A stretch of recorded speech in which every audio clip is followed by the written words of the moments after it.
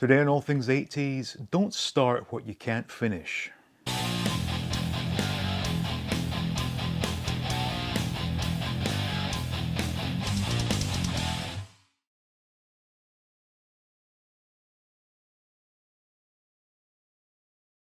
Welcome back to All Things 80s, and back in 2017 when Funko announced they'd be doing the Batman 66 line as part of their reaction series, I was over the moon and I was fully on board. Now the line itself was pretty good actually. It came with a Batmobile, which of course was the only way to get hold of the Robin figure.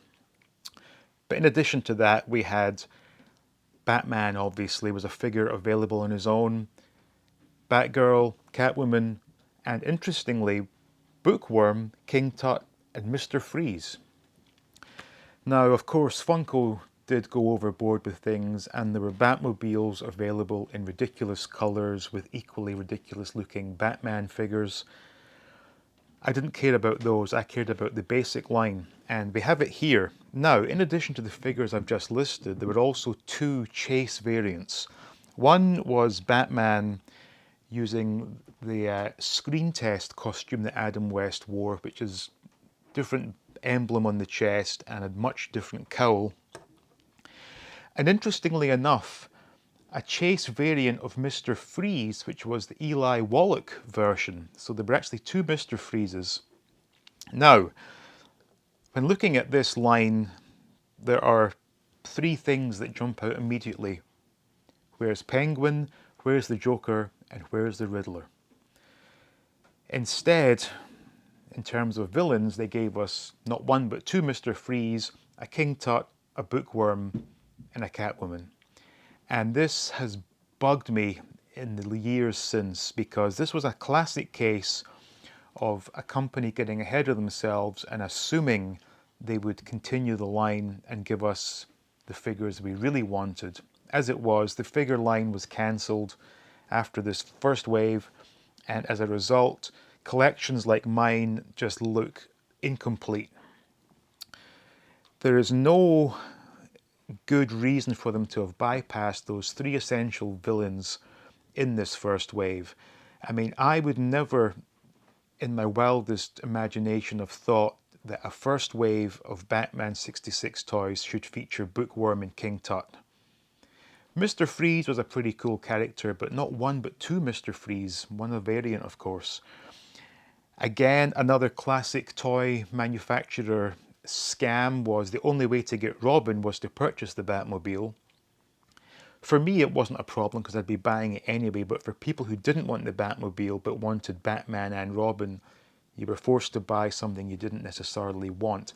Now when I say don't start what you can't finish, what I'm getting at is if you're going to do a line of Batman toys and you're not guaranteed to be doing a second wave, for God's sake, put the essential characters in the first wave, because trust me, if they'd replaced Bookworm, King Tut and Mr. Freeze with the three top villains, I would obviously have bought them.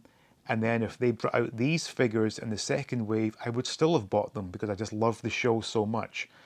But to leave a collection as incomplete as this is just so frustrating. And it's something that does worry me about the McFarlane line. I discussed this briefly before, in that by the time Wave 2 hits, we're going to be left with three different Batman figures, three different Joker figures, two different Robin figures, and one Riddler. And if that line comes to an abrupt halt, we're going to be equally screwed as we are with this line, where there's no Penguin, there's no Catwoman. It just boggles my mind how these companies think these things through. For God's sake, make the assumption that the line won't continue, so give us your best up front. And if the line doesn't continue, fine, I'd be happy. I'd have a full set. But as it was, Funko, I guess, thought they were going to continue this line and have a really strong second wave. As it was, that second wave never came. And as a result, this line does bother me because the figures themselves are actually really good. I am extremely happy with these figures.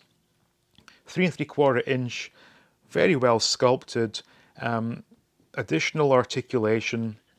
The capes are all rubbery, but they do sit nice. They also look good.